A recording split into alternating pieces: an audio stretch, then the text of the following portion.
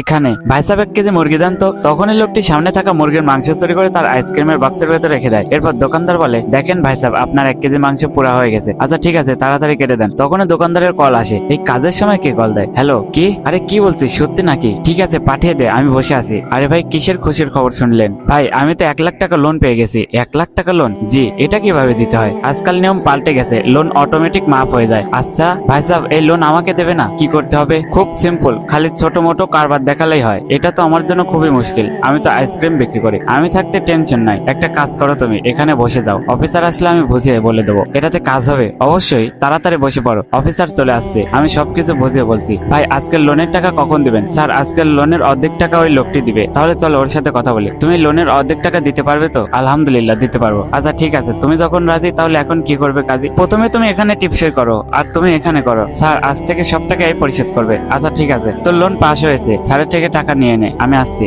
আরে ভাই, আর কত দেরি করবেন? ওই ভাই আসবে তারপর। আমি ওর কথা বলছি না, টাকা দাও, জমা করো। আপনি তো আমাকে লোন দেননি, তাহলে জমা করবো কেন? বোকা কোথাকার, ও 50,000 লোন উঠাইছে, ওই লোন তোমার নামে ট্রান্সফার করে দিছে, এখন সব টাকা তুমি দিবে। তাড়াতাড়ি টাকা বের করো। ভাই সাহেব, আমার কাছে এক কানা করিও নাই। গার্ড, তাড়াতাড়ি গাড়িতে তোল, এর থেকে সব টাকা উসুল করতে হবে।